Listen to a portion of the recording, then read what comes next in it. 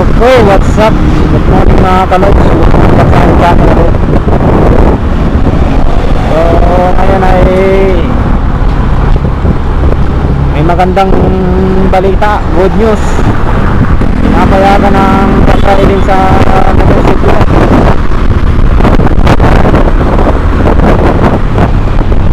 So, maraming salamat at dininig ng pananahan lahat ng ating gobyerno. So, maraming salamat dininig ng gobyerno ng pananahan ng mga riders na payagan na ang pagmumotor. Payagan na ang pag-riding. So, bad news. Pag may good news, may bad news. Ang dami nilang hinahanap. Ang dami nilang pakulo.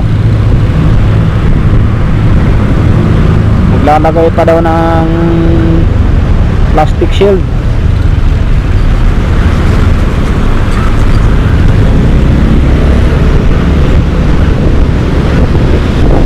Lalagay pa daw ng barrier shield.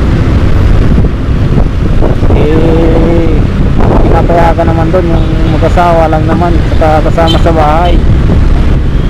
So useless din. Kasama naman yung sa bahay, sakla pa dyan, maglalagay ng barrier shield. Tapos pagbaba ng asawa, mag-road bike din naman eh. Wala din. So dapat wala na yun. Tama din na sabi ni Kung Gilyata naman ni JB, Senator JB ito, na delikado talaga yan na pag maglalagay pa yan kasi nagkakapal din sa pag-drive yan eh. So yung lalagyan ng bracket sa barrier shield, yung prototype na pinakita nila, ano yun eh, mahirap ang pagas yung sinasabi.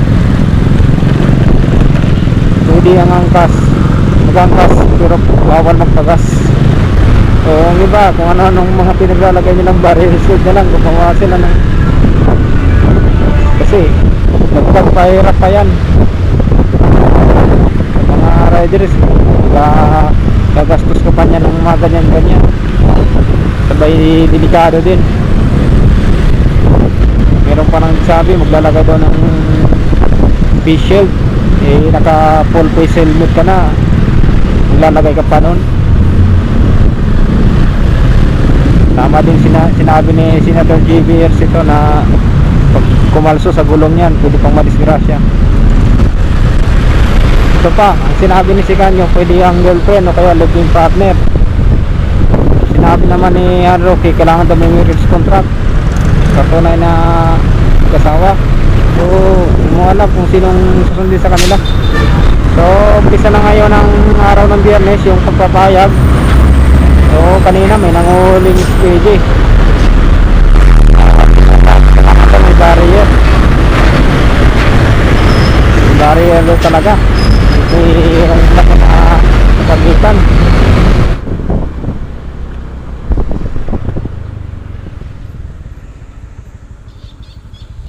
So ayun nga po no, good news yung pinayagan na yung pagbaback-ride sa motor.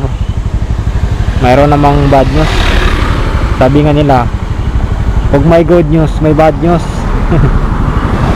So bad news yun, yung dagdag hirap pa sa ating pag-aabil nung barrier shield na yan o yung pangharang dyan sa pagitan natin ng angkas.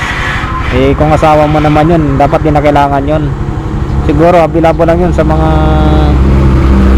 yung mga motorcycle taxi, yan pwede dyan kasi hindi sila magkasama sa bahay, hindi sila magkapamilya.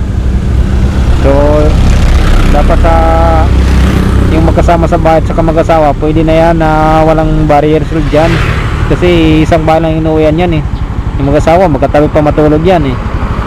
So ano pang purpose nun? Parang niloloko nyo lang sarili nyo.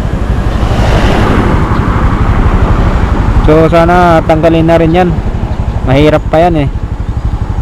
Tsaka delikado yan kasi yung ano ng hangin pag umuulan o kaya pag humangin ng malakas tapos nasa flyover ka, Pag pinaling ka dyan ng hangin, napunta ka dun sa kabilang lane, tapos may sasakyan, may truck dun, tapos ka ngayon, disgrasya abutin yan.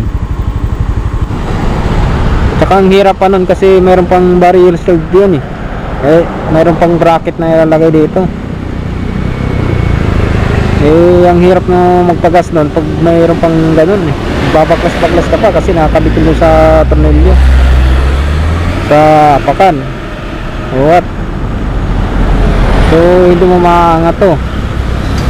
So mahirap na magpagas, bahala ka pa.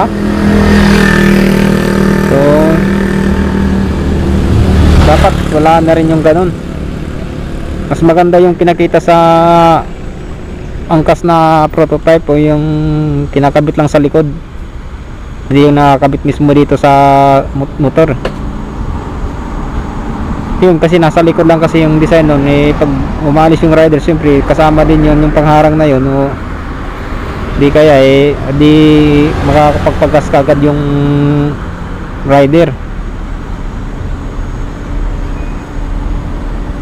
So ayun lang po na so, sana pila na baguhin na rin yung system kasi kanina may nanguhuli yun, pinawarningan ng HPG na may nanguhuli dito sa Commonwealth na winawarningan ng HPG na bukas daw dapat mayroon na daw barrier shield harang saka pa maghahanap ka pa ng ganun-ganun tapos maglagay ka pa ng bracket o ewan gagastos pa. Mahirap na nga tayo ngayon.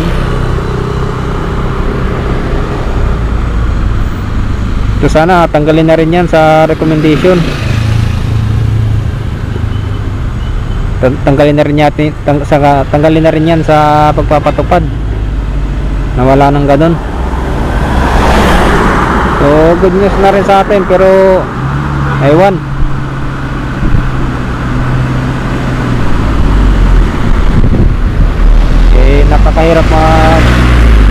Napakahirap ngayon mag-commute na napakaraming makisalamuha ka dun, delikado pa sa virus. So hanggang dito na lang mga lods ang aking short vlog. Maraming salamat sa panonood. Bago ka pa sa aking channel, huwag mong kalimutang i-subscribe ang aking channel. Maraming salamat po.